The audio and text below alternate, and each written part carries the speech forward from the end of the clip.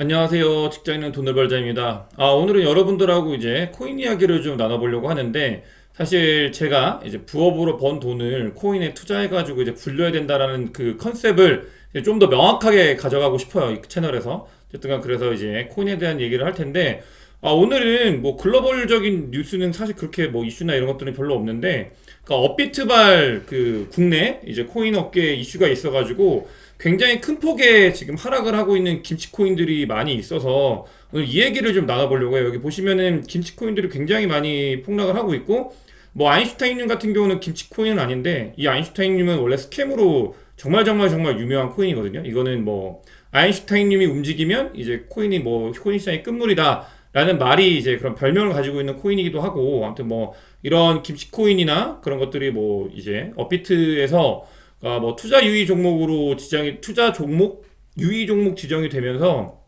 굉장히 큰 폭으로 하락을 하고 있는데, 제가 오늘 오후에 이제 친구한테 그런 걸 봤어요. 그 친구가 이제 공유를 해준 게, 그래서 뭐 업비트, 코인원, 빗썸 하면서 뭐 이제 그밖에 거래소들 하면서 이제 뭐 김치 코인들 다 상장 폐지될 거다 뭐 이런 그 찌라시를 보내줬었는데, 사실 이게 좀 이게 무슨 소린가 해서 뭐 좀 관심 있게 보진 않았었는데, 오후가 되니까 뭐 이렇게 투자 유의 종목이 지정이 되고 이제 25개의 종목이 이제 큰 폭의 하락을 하고, 또 그거 이외에도 5개의 종목이 이제 워낙마켓에서 이제 제거가 된다라는 그 공지가 떴더라고요.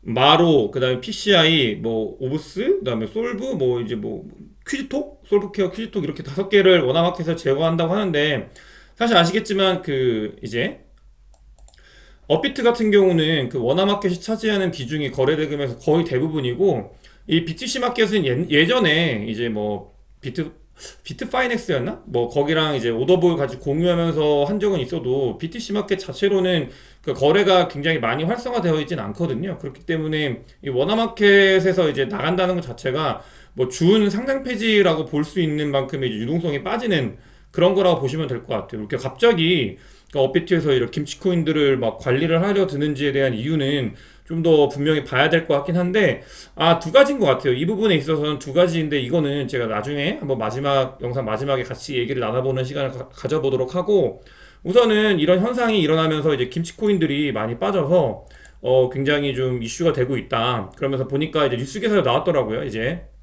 업비트에서 뭐 원화마켓 상장 폐지했는데 프로젝트와는 사전 협의 없다라는 내용이 있는데, 사실 뭐 상장시킬 때도 그렇고 상장 폐지할 때도 거래소가 이제 힘이 있고 마음이기 때문에, 그러니까 꼭 그 프로젝트 그룹하고 그 협의를 한 다음에 상장을 시키는 것도 아니고, 뭐 이런 것들은 투자 유의나 이런 것들을 하는 것들도 꼭 거래소랑 얘기를 하고 하는 게 아니기 때문에, 이런 것들은 뭐 큰 의미는 없지만 어쨌든 간 그렇게 원화마켓 상장 폐지되고 있다라는 내용이 있고요.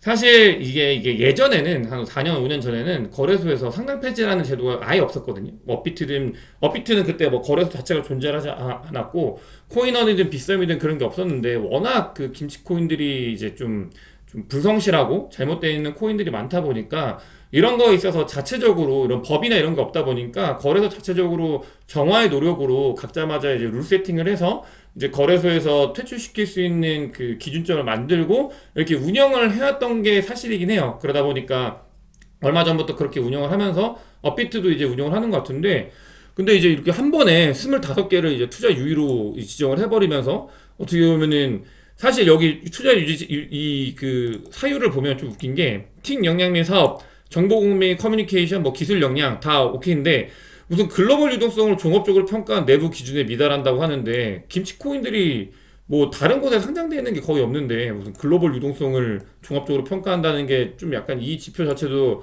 좀 말이 되나라는 생각이 드는데, 어쨌든간 이게 이 업비트가 가지고 있는 룰인 것 같아요. 이 룰에서 25개가 유의 종목이 되면서 김치코인들이 굉장히 큰 폭의 하락을 하고 있다라는 말씀을 드리고, 사실 제가 원래 이번 영상에 이제 코인 영상은 어떤 종목, 그러니까 하나의 코인을 분석을 하면서 제가 좋아하는 코인에 대해서 얘기를 하려고 했는데, 그러니까 이게 급하게 나오다 보니까 먼저 이 영상을 좀 찍게 됐습니다. 사실 그 제가 영상에서 늘 말씀드리는 게, 김치코인은 그러니까 어떤 그 인터넷 서비스의 포인트를 그냥 그걸 이제 코인으로 만들어서 거래소에 그냥 보낼 수 있는 기능밖에 없는 그런 그 기능이 블록체인으로 사용되고 있는, 그러니까 거기서 포인트가 이제 토큰으로 전환이 돼서 ERC20으로 전환이 돼가지고 거래소로 그냥 가서 상장시켜가지고 거기서 이제 엑시트할 수 있는 기능만 가지고 있다라는 얘기 많이 말씀드렸잖아요. 그래서 제가 김치코인을 굉장히 좀 별로 안 좋아한다라는 말씀을 드렸는데 그런 것들이 사실은 김치코인의 거의 대부분이에요. 그래서 그러다 보니까 여러분들에게 제가 영상을 통해서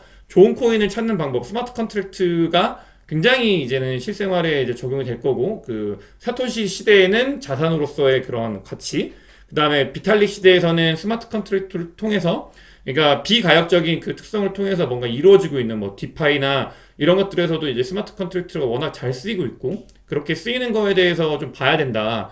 그러니까 블록체인이 실제로 유용하게 쓰이는 것들이 어떤 것인지, 또 거기에 어떻게 돈이 몰리는지를 봐야 되는데, 이제 김치코인들은 많은 분들이 사실은 뭐 김치코인이 많이 펌핑이 되다 보니까 그런 것들을 한 방을 노리기 위해서 들어오는 뭔가 블록체인이나 사실 이런 거랑 전혀 상관없는 거죠. 그렇기 때문에 조금 조심하셔야 된다는 얘기를 제가 계속 말씀을 많이 드렸는데 아무리 그래도 약간 이거는 조금 문제가 있는 것 같긴 해요. 뭐냐면 25개를 한 방에 지정을 해버리고 이러다 보면은 어쨌든 투자하시는 분들이 계시기도 하고 이걸 통해서 본인의 돈을 넣어가지고 투자를 하시는데 너무 마른 하늘의 날벼락 같은 그런 일들이 발생을 하잖아요. 사실 보면 이게 지금 뭐 거의 50%씩 쭉쭉 빠지고 있고 이러다 보니까 좀 이런 것들은 좀 많이 안 좋다라는 생각이 들고요. 이제 두 가지에 대해서 한번 말씀을 드려보도록 할게요. 이게 왜 업비트에서 이렇게 하냐라고 하면은 사실은 여러분들께서 아시겠지만 업비트가 이게 제가 봤을 때는 점진적으로 이제 상장 준비를 하고 있는 것 같거든요. 이게 한국이 될지 미국이 될지 모르겠지만 지금 제가 봤을 때 이번 불장이 올해는 아직 안 끝났어요. 분명히 안 끝난 거고 더 저는 뭐 그거에 대해서 늘 말씀드리잖아요. 이제 3분기, 4분기가 되면 불장이 올 건데 그때에 맞춰서 혹은 뭐 그때가 좀 지나더라도 이제 상장 준비를 하고 있는 게 아닐까라는 생각을 하고 있어요. 그러면서 이제 좀 정화를 하는 그런 단계에 있지 않나 이런 생각이 들고 있고요. 사실 두 번째로는 이게 특근법인데 특근법이랑 그렇게 연관이 되어 있을지에 대해서는 저도 잘 모르겠어요. 제가 이제 거래소의 내부 직원이 아니기 때문에 바라봤을 때는 특근법 같은 경우는 가장 중요한 게 결국은 실명계좌거든요.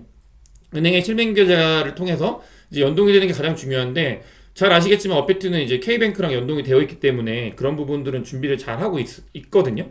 근데 이제 그런 것들을 넘어서서 뭔가 자체적으로 이제 그 한국에 있는 그 정부 기관에 눈치를 먼저 보는 게 아닌가 이런 생각이 듭니다. 이렇게 두 가지인 거죠. 그러니까 첫 번째로는 이제 상장 준비를 하기 때문에 그런 것들을 정리하는 작업이 필요한 것 같고요. 두 번째로는 그런 특근법이나 이런 정부기관에 알아서 먼저 눈치를 보면서 이제 정리를 하는 게 아닌가 이런 생각이 드는데 마로는 좀 놀라운 게 사실 그 업비트가 마로가 예전에 TTC라는 그 코인이었거든. 그게 이름이 바뀐 건데 업비트가 마로를 투자를 한 그 코인이에요. 근데 이게 이제 워너마켓에서 나가고 또 투자 유의 종목으로 지정이 되고 이런 것들을 보면은 이런 것들에 있어서 좀 놀라운 뭐 좀 의외이긴 한데 아무튼 그러면서 이제 김치코인들은 굉장히 큰 영향을 받았지만 어쨌든 간 글로벌로 이제 그 나가 있는 코인들은 뭐 영향을 크게 받지 않았다라는 말씀을 드리고 그런 것들은 사실 뭐 예전에 2017년도에 만약에 이런 게 그 이제 코인 시장에 이런 것들이 소식이 왔으면은 코인 시장에 분명히 영향이 왔을 거예요. 이거는 2017년도에는 굉장히 한국이 중요했던 시장이기 때문에 영향이 왔을 텐데 지금은 좀 서글픈 게 사실 이런 기사가 와도 글로벌에서는 전혀 아무런 영향이 아예 없거든요.